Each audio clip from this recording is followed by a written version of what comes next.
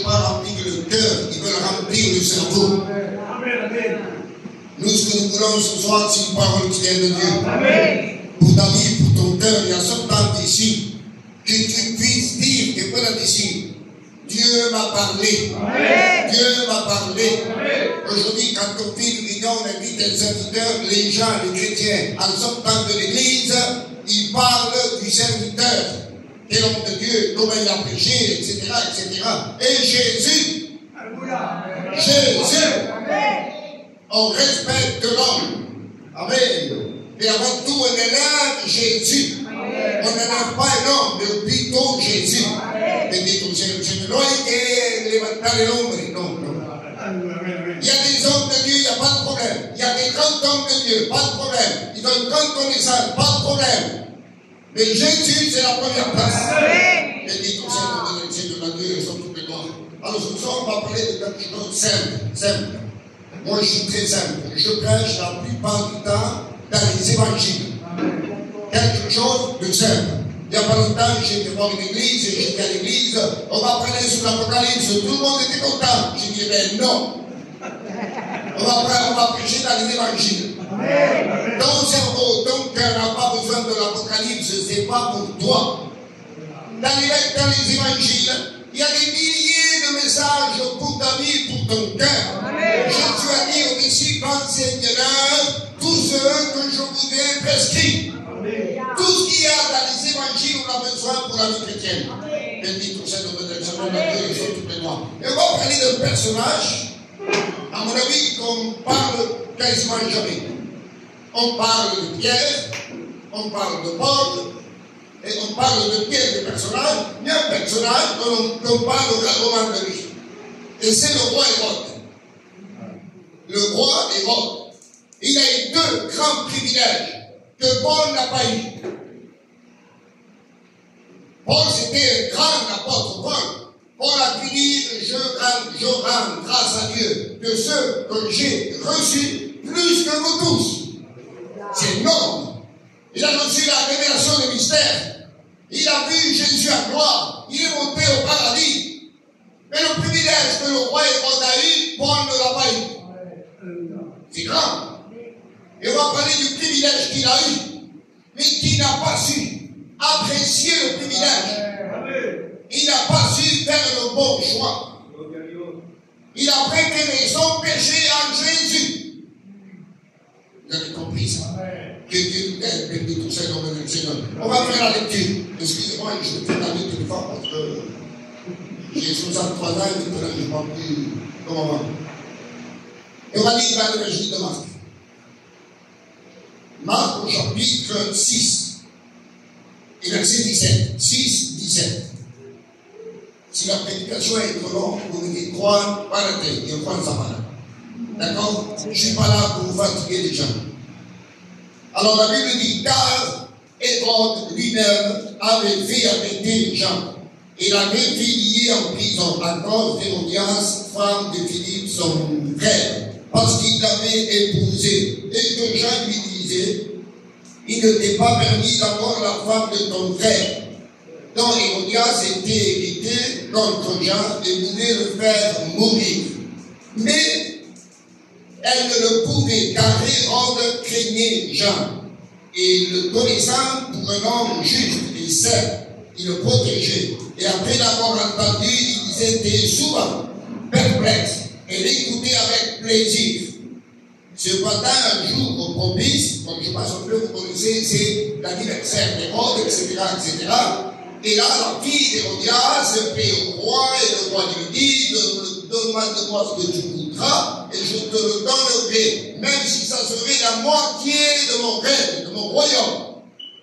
Et la maman, qui voulait que Jean meure, va dire à sa fille, demande au roi la tête de Jean-Baptiste. Et comme Hérode a dit, demande-moi tout ce que tu veux. Je te le donnerai, parole de roi. Donc il faut qu'il accomplisse sa parole. Et maintenant il sera esclave de sa parole. Car la jeune fille lui a dit, je veux la tête de Jean-Baptiste sous un plat. Il obligé de faire selon la parole qu'il a promis. Et là, ils vont décapiter Jean. Donc, on a connu un peu l'histoire, on connaît cette histoire. Et voilà. Regardez ce que la Bible dit. Sur Hérode. Hérode, la Bible dit, c'est bien, il craignait Jean. Ça veut dire quoi? Il craignait Jean. Ça veut dire, alors, il avait du respect pour Jean-Baptiste. Et il avait peur du message de Jean-Baptiste. Regardez le privilège qu'il a eu. Jésus a dit de Jean-Baptiste, il n'y a pas d'homme né de femme plus grande que Jean-Baptiste. Et le roi Hérode a écouté Jean-Baptiste. Paul, ce privilège, il ne l'a pas eu d'écouter le plus grand prophète. C'est un privilège quand même. D'abord, Jean-Baptiste en personne qui prêche la parole de Dieu. Alors il va le respecter. Et en même temps, il a peur. Il n'a pas peur de lui, il a peur de son message. Parce que Jean prêchait contre le péché du roi. Parce que le roi était dans le péché. Et Jean-Baptiste se voyait dans l'obligation de dévoiler son péché et de condamner son péché. C'est ça le véritable serviteur. De condamner le péché par le pécheur. Et la femme d'Hérode voulait tuer Jean parce qu'elle voulait que son péché reste caché, pas dévoilé. Jean est un prophète, il a l'esprit de Dieu, il a la vision de Dieu, il a la connaissance de Dieu. Et il est poussé par Dieu à pécher contre le péché. Amen. Et maintenant, Jean ne va pas pécher à quelconque. Ce n'est pas un petit Israélite. Ce n'est pas un charpentier. Ce n'est pas un berger. C'est le roi. Si Emmanuel Macron aujourd'hui vit dans le péché, quel est le serviteur qui va oser devant toute la France prêcher contre Emmanuel Macron? Qui? Jean-Baptiste disait la vérité au roi au péril de sa vie. Vous avez compris ça? Au péril de sa vie. Mais qu'importe lui, il devait annoncer ce que Dieu avait mis dans son cœur. Adieu, ça tout le monde. Et donc, il a du respect et en même temps, il a peur. Il a peur. Parce qu'il sait qu'il est dans le péché, il est conscient. Parce qu'il est moitié juif et moitié romain.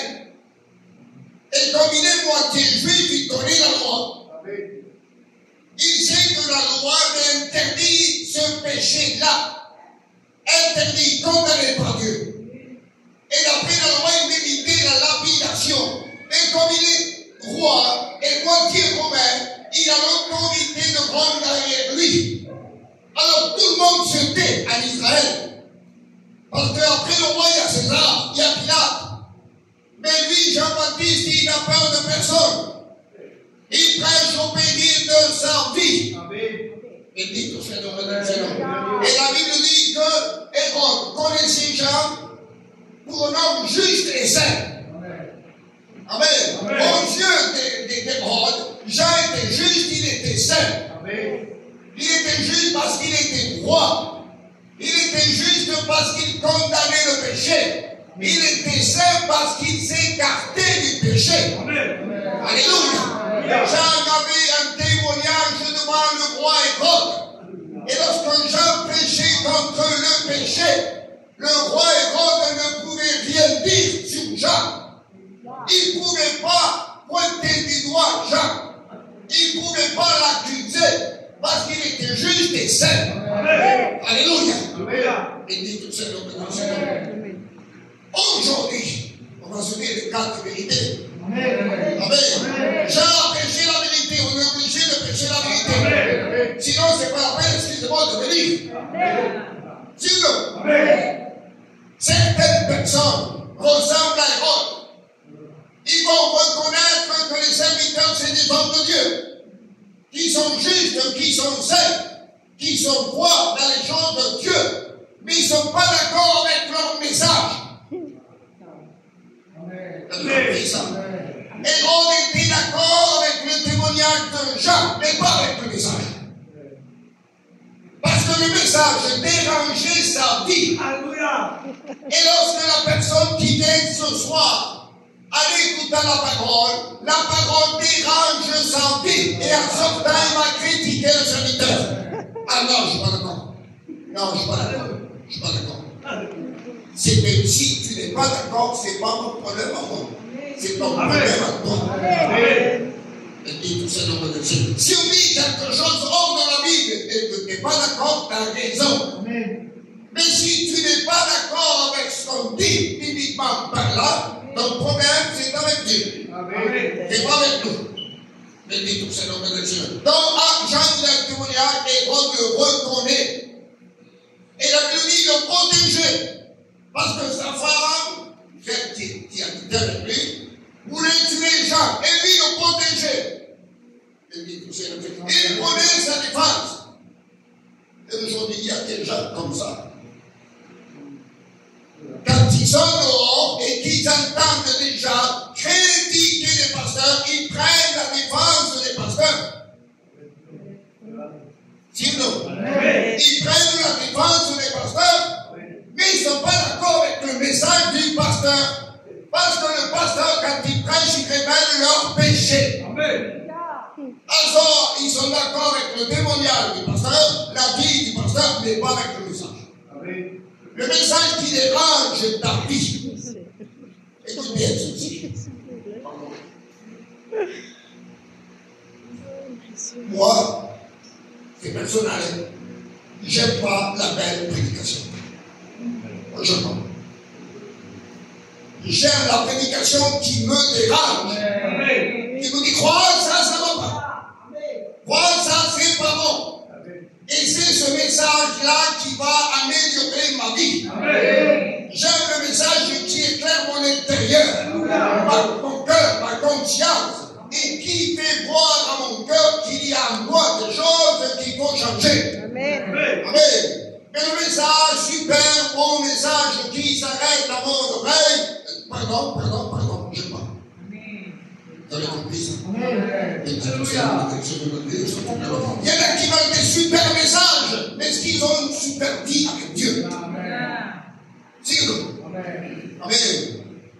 Avant de vouloir écouter le super message, il faut avoir une super vie avec Dieu. Amen. Désire dans ton cœur le message qui correspond avec le niveau de ta vie. C'est comme imaginez-vous un enfant de 5 ans dit à sa maman, à nous la paye, fais-moi une bouillabaisse. La maman va décider, comment dire pas ta mère? Sinon, il faut un message qui correspond avec nous, avec notre niveau à nous. Et dit comme c'est un nom de Dieu, et la Bible dit qu'il va l'écouter avec plaisir. Il va l'écouter avec plaisir. Mais quand est-ce qu'il prenait plaisir? Eh bien, quand Jean parlait du royaume de Dieu.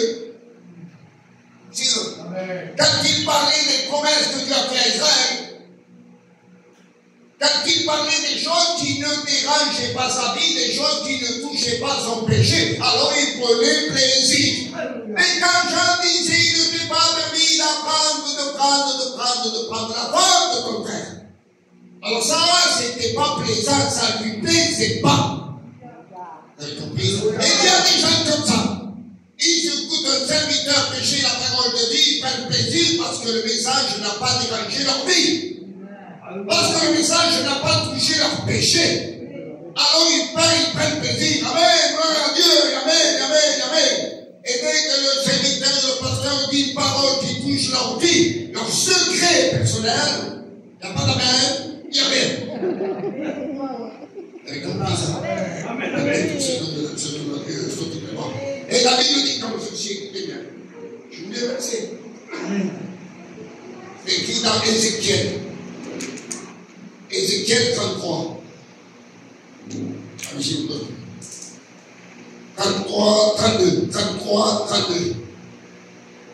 Regardez le message d'Ézéchiel.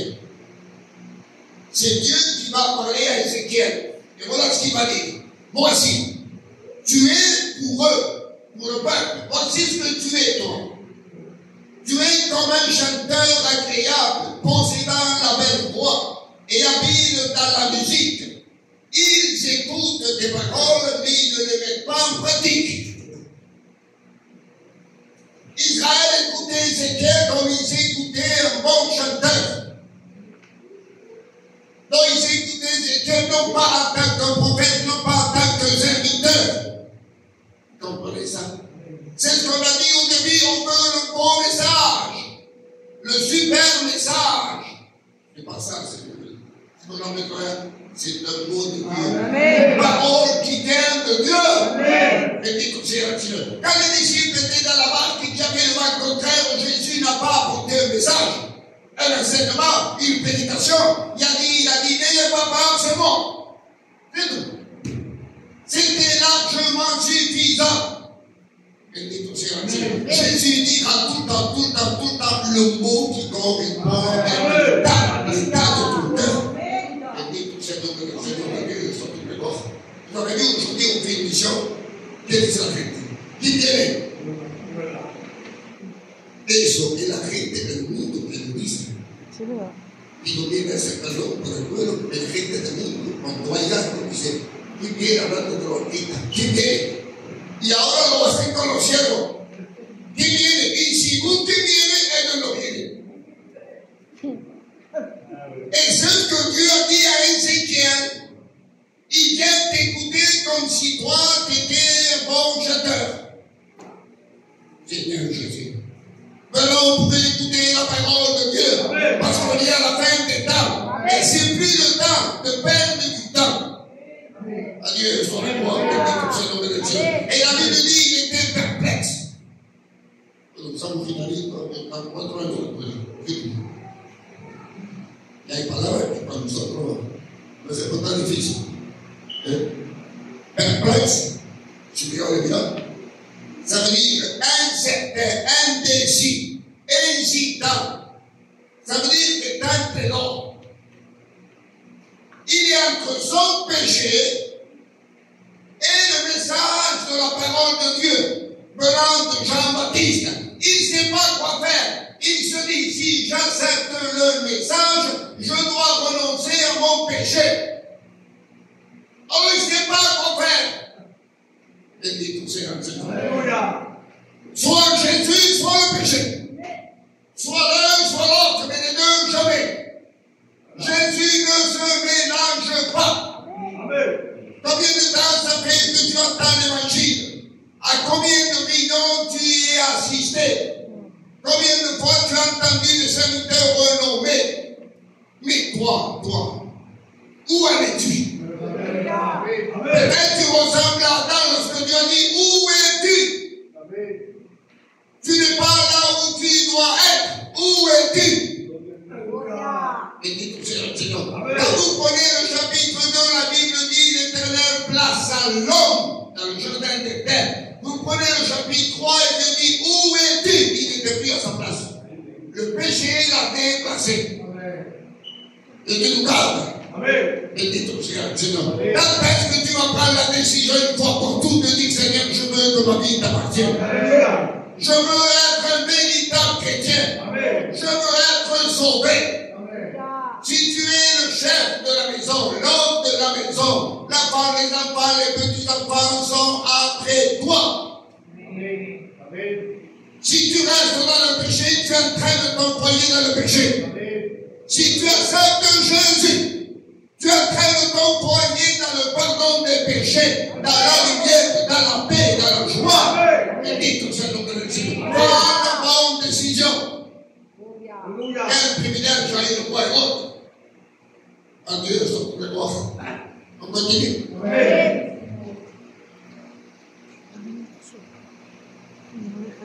Après tout cela, après on va dire ces bonnes choses, au verset 17, il va arrêter Jean, il va les stopper.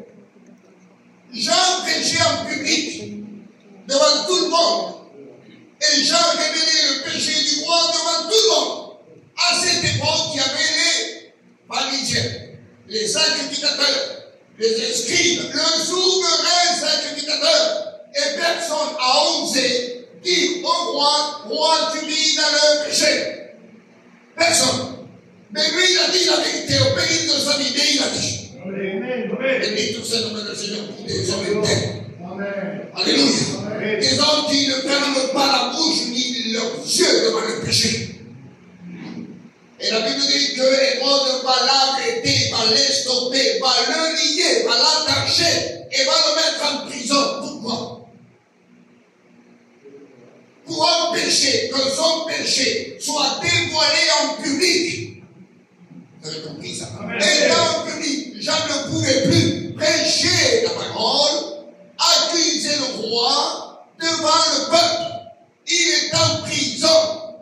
Il y a des gens aujourd'hui qui font pareil.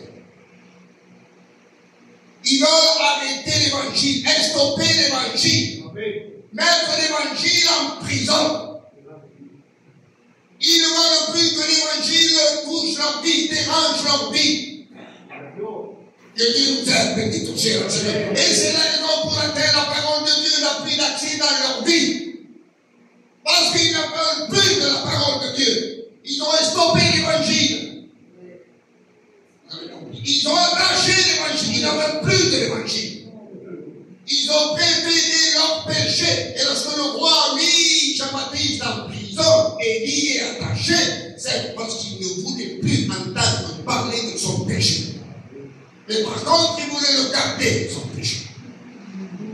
Et Dieu nous aide, béni tout Seigneur. Et c'est ainsi, lorsque certaines personnes, leurs péchés sont dévoilés, eh bien, ils vont dans le royaume. Ils font des choses qui ne sont pas bien. Ils sont capables d'accuser le serviteur, d'accuser le chrétien. Parce que le péché a été conduit, le péché a été dévoilé. Et dit tout Seigneur de l'examen. Jésus a dit ce que vous direz dans l'obscurité, dans la chambre, dans les ténèbres. Dieu l'amènera à la lumière. Amen. Dit tout Seigneur de l'examen. Hérode va, lui, le met en prison. Il croit que ça va s'arrêter là. Et la femme qui l'avait, va demander la tête de Jean-Baptiste. Oh là là. Comment on fait maintenant? Il dit tout Seigneur de l'examen. Le péché, écoutez bien, mais toujours des conditions.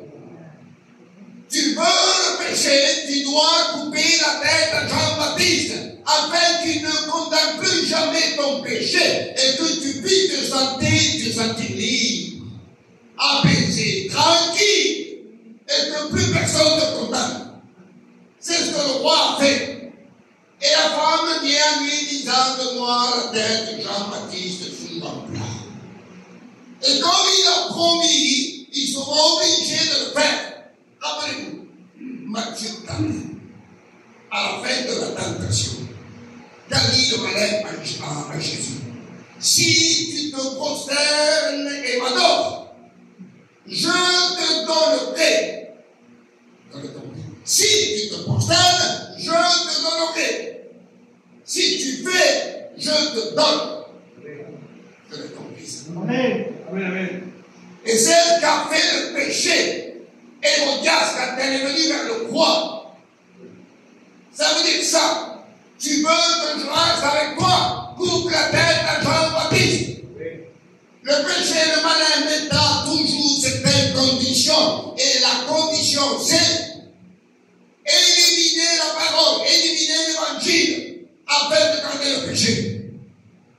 Alors que la Bible dit le salaire du péché, c'est la mort. Mais le don gratuit de Dieu, c'est la vie éternelle en Christ. Quel est ton choix? Quel est ton choix? Il dit, tout ça, comme le Seigneur, et la Bible dit qu'au verset 26, Hérode fut attristé de savoir que Jean va être décapité. Il est attristé. Remettez-vous.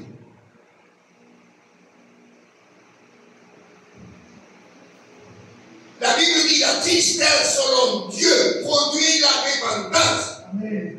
Mais la tristesse sentimentale ne produit rien. Alléluia. C'est la conscience qui doit être touchée par les sentiments. Par les sentiments.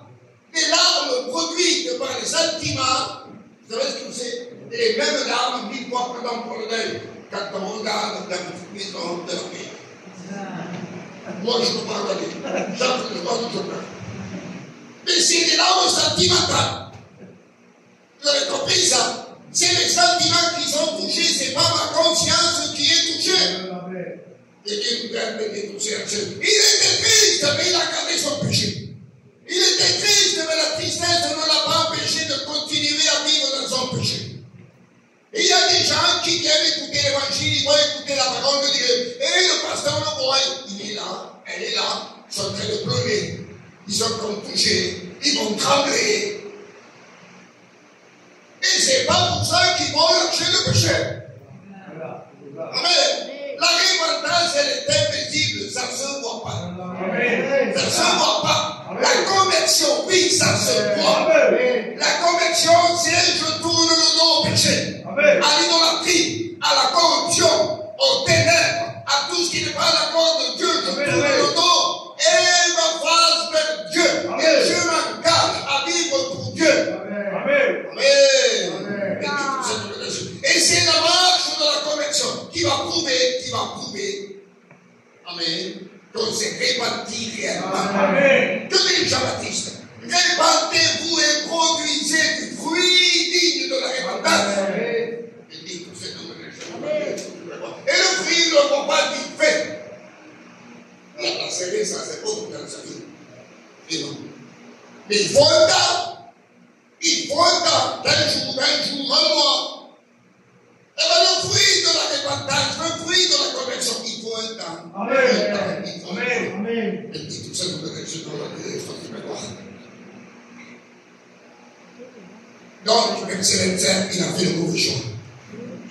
Il a eu le privilège d'écouter le plus grand de tous les prophètes. Et à la fin, quand il a fait le mauvais choix, il a fait décapiter les gens. Il a fait le mauvais choix. Et toi, quel est ton choix? As-tu décidé dans ta vie, à table de ta droite? Tu connais l'évangile, tu connais les millions, tu connais les serviteurs, tu connais les cantiques, tu connais certains passages de la Bible. Écoute bien ceci. Tu connais la parole de Dieu, mais la parole de Dieu ne dit pas quoi. Tu connais, tu entends parler de Jésus, mais Jésus n'est pas toi. Tu entends parler du sang de Jésus, mais le sang de Jésus ne t'a jamais vérifié. Tu entends parler de la lumière, mais toi tu n'es pas dans la lumière. On va faire une chose. Le pasteur, d'accord? Je te confronte pour ça. Je vais poser certaines questions, et cette question, c'est le même pour toi. Quelle couleur a la Ferrari? La Ferrari rouge. Quanto vale l'uomo? Da qui? 300 000 $. Et 300 000 €. Quelle vitesse? 300. Et tu deviens maintenant. Est-ce que tu es une? Voilà. On parle de Jésus, on parle de ci, on parle de ça, mais on n'a pas la Ferrari, on ne l'a pas. Vous avez compris ça? On parle de la paix, on n'a pas la paix. On parle de la vie, on n'a pas la vie. On parle de Jésus, on n'a pas Jésus. On parle du paradis et notre nom n'est pas inscrit dans le livre de vie. Vous avez compris ça? Arrête de faire le mauvais choix. Décide-toi. Pardon. 1000 fois pardon, ça fait 2000 secondes. Aujourd'hui on est là, demain on ne sait pas. Qui peut dire demain à midi, sûr, je vais manger, sûr. Il n'y a personne qui peut le dire. Il n'y a personne qui peut le dire. La Bible dit que la vie de l'homme et d'une femme tient à un fil. Un fil. Et Dieu, quand il veut, il coupe. Vous avez compris ça? Le plus important, plus que la santé, plus que la richesse, plus que le matériel, c'est avoir la vie de Dieu en soi. Avoir ses péchés pardonnés, être purifié par le sang de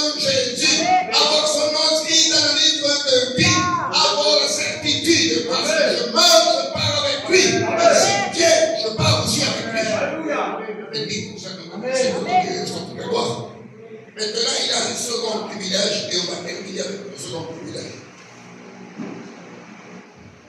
Déjà, le premier n'est pas mal. Jean-Baptiste. Moi, quand je regarde Jean-Baptiste, je ne me vois pas. Il est tellement grand que je ne me vois pas. Et si je me vois dans les miettes des gens. Maintenant, il a un second privilège 3 ans après. Luc 26. 3 ans après. Jean-Baptiste n'est plus là. Il a été décapité. Et maintenant, pendant 3 ans, il entend parler de Jésus. Il n'est pas un prophète. Il entend parler de Jésus, mais il ne l'a jamais vu. Et à la fin, la Bible dit que Pilate est en train de juger Jésus. Et il va l'envoyer vers les grottes. Et la Bible dit comme ceci. Ma petite feuille. La Bible dit au Luc 26, à partir de Luc 26, non, 23, de 6 à 11. La Bible dit que Hérode va voir Jésus pour la première fois. Quel privilège! Paul, ce privilège, il ne l'a pas eu. De voir Jésus comme Hérode l'a vu. Lui, il a vu un noir, mais pas d'un corps, il ne l'a pas vu. Hérode a vu Jésus. Il est assis sur son trône. Il voit qu'on amène Jésus vers lui. Et il a, la Bible dit, de grande joie parce qu'il voit Jésus. Quel privilège de le voir. Béni ton Seigneur de Seigneur. Et désirer le voir. Et ça faisait 3 ans qu'il avait ce désir de le voir. Et 3 ans après, il voit Jésus. Il avait entendu, mais maintenant il veut l'entendre. Il entendait de bouche à oreille, mais maintenant il veut l'entendre directement. Béni ton Seigneur. Et il espérait que Jésus allait faire pour lui de la magie. Il voulait des miracles, mais pour lui ça c'est de la magie. Il voulait que Jésus fasse des miracles pour montrer que Jésus est Dieu. Amen. Amen. Jésus n'avait pas besoin de démontrer. Parce qu'il est. Amen. Parce qu'il est. Amen. De toute éternité. Amen. Et il va lui poser beaucoup de questions. Et que fait Jésus? Silence. Pas un seul mot. Rien. Pas un seul mot. Et lui qui avait une grande joie, un grand désir de vouloir le voir, comme Jésus ne répond pas, il va, la Bible dit, le traiter mal. Il le traita avec mépris. Il va le mépriser. Voyez, l'homme, il a la joie, il a la dégresse, parce qu'il voit Jésus. 2 minutes après, il méprise. C'est ça, l'homme. 2 minutes après, il le méprise. Il va se moquer de lui. Il va le renvoyer. Parce que Jésus n'a pas fait ce que lui voulait. Et bien, des fois, il y a des hommes qui veulent que Jésus fasse ce que eux veulent. Amen. Mais on est qui, nous? 1000 fois pardon pour les anciens, 1000 fois pardon pour tout le monde. Mais qui nous sommes, nous, pour que Dieu fasse ce que nous voulons? On est qui, nous? Je le dis pour moi, je suis de la poussière. Et la poussière va ordonner à Dieu, fais-ci, fais ça, donne-moi ci, donne-moi ça. Énergie. Adieu, ce que on ne peut pas dicter à Dieu ce que Dieu doit faire. Il fait ce qu'il veut. Il fait ce qu'il veut. Dans Job, il est écrit ceci, Job 32. Je te répondrai. Ça, c'est bon. Amen. Et la suite, c'est maintenant dans cela, ce domaine-là, ce sujet-là, qu'à cela, je ne te répondrai pas. Amen. Ah, pourquoi? Et la suite, c'est car Dieu ne rend pas compte de ses actes. Amen. Qui rend des comptes? Le fils au parent, le jeune à l'ancien. Mais l'ancien ne rend pas des comptes au jeune. Papa ne rend pas des comptes au fils. Dieu ne peut pas nous rendre des comptes à nous. Pour rendre compte, on rend des comptes à quelqu'un qui est plus grand que nous. Il n'y a pas plus grand que Dieu. Seigneur me laisse dans la direction de la gloire. Alors il va le renvoyer. Il le renvoie. Maintenant, écoutez bien. On a dit que le roi est sur son trône. Non, il est là. Il nous dit c'est là. Voilà ou non? Hérode est sur son trône. Jésus est là debout devant lui. Jésus fait silence, pas un seul mot. Mais pourquoi Jésus ne dit rien pour moi?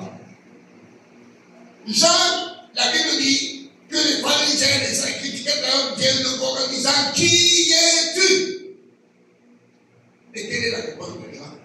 Je suis la voix. Et Jésus est la parole. Et on a coupé la tête dans la voix. Donc il n'y a plus de parole. Tu n'es pas d'accord avec mon prophète. Donc il n'y a rien pour toi. Il a même brisé la voix de Jean-Baptiste. Il a même brisé, il a condamné, il a décapité. Donc s'il n'y a pas de voix, il n'y a pas de parole. Dieu ne viendra jamais te parler directement si tu refuses d'écouter ton pasteur. Lui, c'est la voix, la parole, c'est lui. Si on méprise la voix, il n'y a pas de parole. Vous avez compris ça?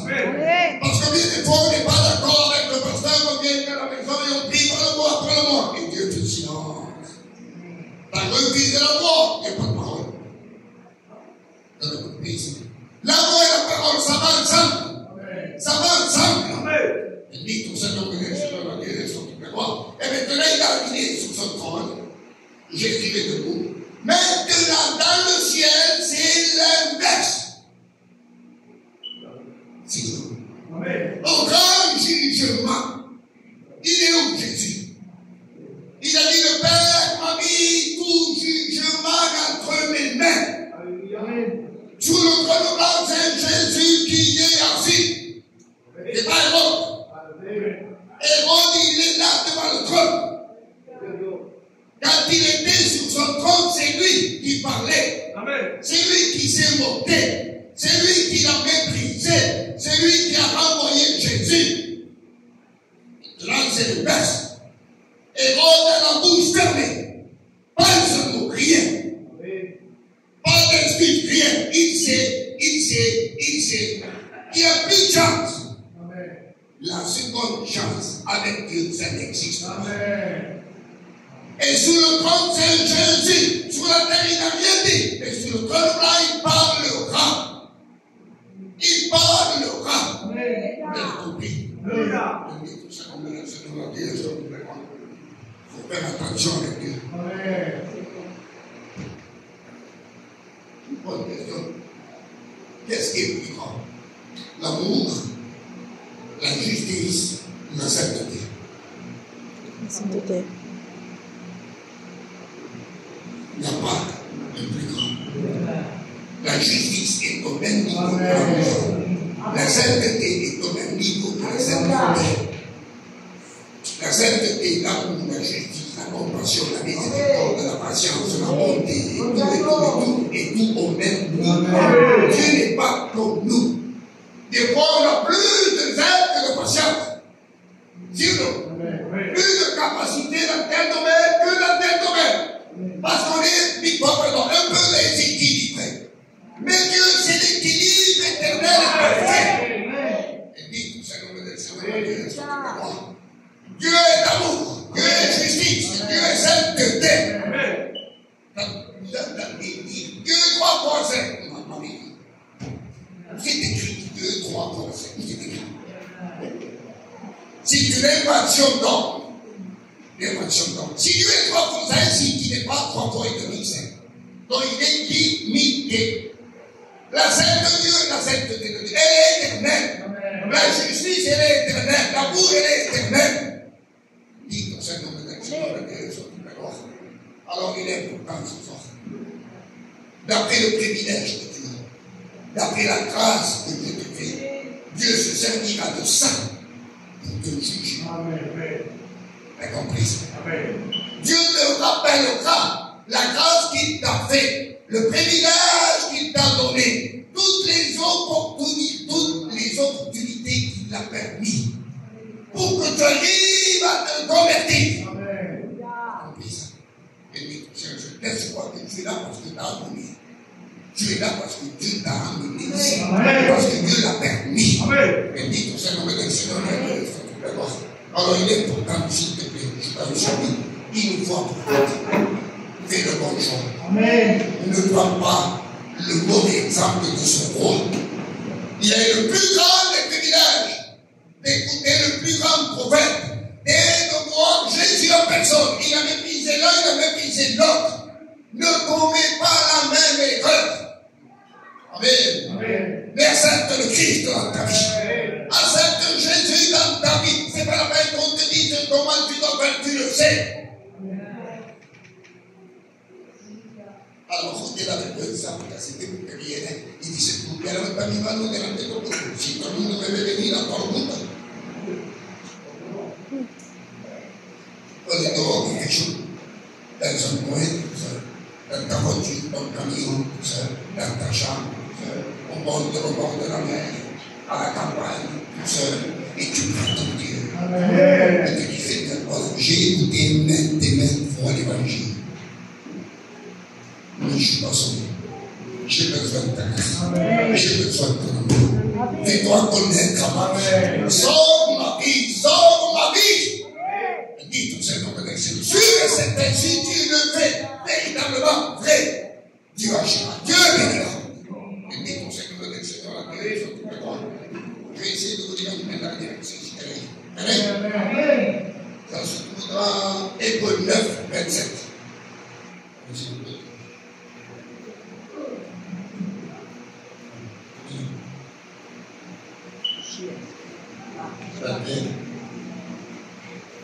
Bon, c'est ma bonne.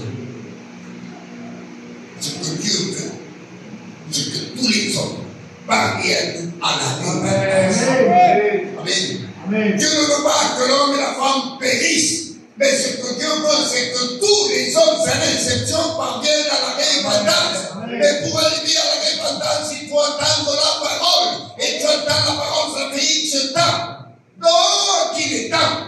Aujourd'hui, plus que jamais, de donner à Dieu d'une façon véritable. Et dit, Seigneur, le Seigneur, la Dieu, soit tout d'accord. Et que il y en a des serviteurs, il y en a des vrais. Il n'a pas comme ça. 1000 fois, pardon. Il y a des milliers de serviteurs qui sont inscrits à la mission, mais qui est inscrit là-haut? C'est nous. Petit frère, des authentiques qui devraient. Et c'est ce que nous voulons être. Parce que si on n'est pas authentique, on ne montera pas lorsque Christ viendra. Il n'y a que les vrais qui monteront. On n'est pas parfait pour le premier. Plein de défauts dans ma vie. Mais Christ habite en moi. Christ m'a pardonné. Christ m'a purifié avec son sang. Il dit au Seigneur de l'excellence. Et si je suis sauvé, ce n'est pas par mes capacités. C'est par la grâce. La grâce. Je ne mérite pas d'être sauvé. Je ne mérite pas d'avoir été pardonné. Je ne mérite pas d'être serviteur. Mais dans sa grâce, il a voulu que ce soit comme ça. N'attends pas la perfection. Sur la terre, elle n'existe pas. Et donne ta vie à Jésus. Il n'y a pas de plus beau que d'être chrétien. Que d'être chrétien. Que d'être un double chrétien. Que d'être grand-père chrétien. Grand-mère chrétien. Qu'est-ce que c'est pour la grand-mère quand elle prie avec ses petits enfants? Quand elle chante avec ses petits enfants mélancoliques? Quand le grand-père et le petit-fils se mettent à prier ensemble? C'est bon, c'est bon, c'est bon. Et ça, c'est l'œuvre de la croix. Ça, c'est l'œuvre de Dieu dans nos vies. Et dit tout simplement, je vais dire avec ça.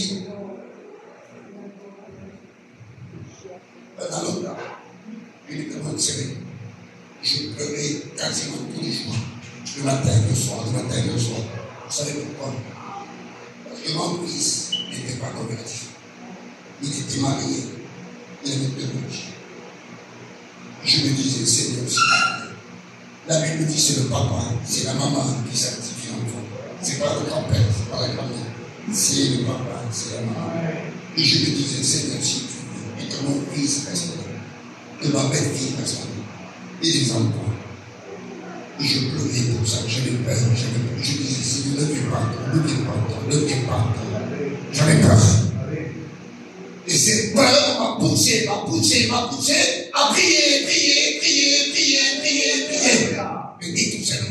Et mon fils est converti, ma belle-fille s'est convertie, ma fille s'est convertie. Et le petit enfant et mon petit, qui a 12 ans, c'est un musicien dans l'église.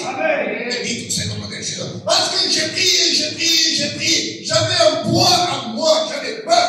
Ce poids, je ne l'ai plus. Et maintenant, je prie pour que Dieu le garde fidèle. Et dit au Seigneur, quel est ton souci? Toi, papa, maman. Je parle au papa et à la maman. Quel est ton souci? La voiture, l'argent, la famille. C'est quoi ton souci? Le plus grand de tous les soucis, vous savez qu'est-ce que c'est? C'est que ton fils est perdu. C'est que ta fille est perdue. Tu manges à table tous les jours, peut-être avec un perdu à table. Tu manges le soir avec un perdu. Tu vis avec un perdu. Et toi, tu te fais des soucis pour votre chose. Ton plus grand souci, c'est le perdu dans ta maison. Fais comme Jean-Baptiste. Amen. Parle de Dieu. Prie Dieu. Et dis tout ça dans le Seigneur, la grâce. Enfin, que ce souci t'amène à prier. Et dis tout ça dans le Seigneur, la grâce. Parce que ce souci-là, c'est un bon souci. Et le souci pour le reste,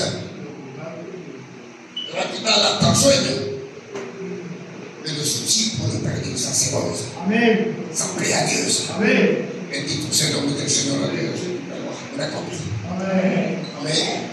Et on a eu un grand privilège. Il a écouté le plus grand prophète, un grand privilège. Il a vu Jésus. Nous, on n'a pas vu Jean, on n'a pas vu Jésus. On entend Jésus, la parole. Mais on a des millions d'abondance, la parole d'abondance. On a plusieurs serviteurs, des frères, des sœurs. Sers-toi de ce que tu veux. Tu as besoin d'aide, demande de l'aide. Priez pour mon couple, priez pour mes enfants, priez pour ma maison. Demande de l'aide si tu n'en peux plus. Amen. Ne reste pas avec les bras baissés. Ne reste pas découragé. Demande de l'aide. Alléluia. Et dit au Seigneur, il ne faut pas bien que les prêtres dans le ciel, bien que les hommes qui ne demandent pas de l'aide. Ça suffit, on demande de l'aide. Amen. Pour l'intérêt de mon fils qui est perdu, pour l'intérêt de la fille qui est perdue, du beau-fils qui est perdu, de la belle-fille qui est perdue, du petit fils qui a déjà grandi, c'est un homme. La petite fille qui a grandi, c'est une femme. Le grand fils, prie pour ton frère, prie pour ton frère, prie pour ton frère. Elle dit tout ça dans mes choses. Ça va, je ne vous ai pas trop fatigué. Non. Et regarde, economia deve essere finanziata dice tutti conviene che una sola persona non tiene perché dico Signore je me dis si personne n'a pas compris j'ai échoué je veux que tout le monde comprenne pour ça j'essaie d'être le plus simple possible et dit tout ça c'est compris c'est comme ça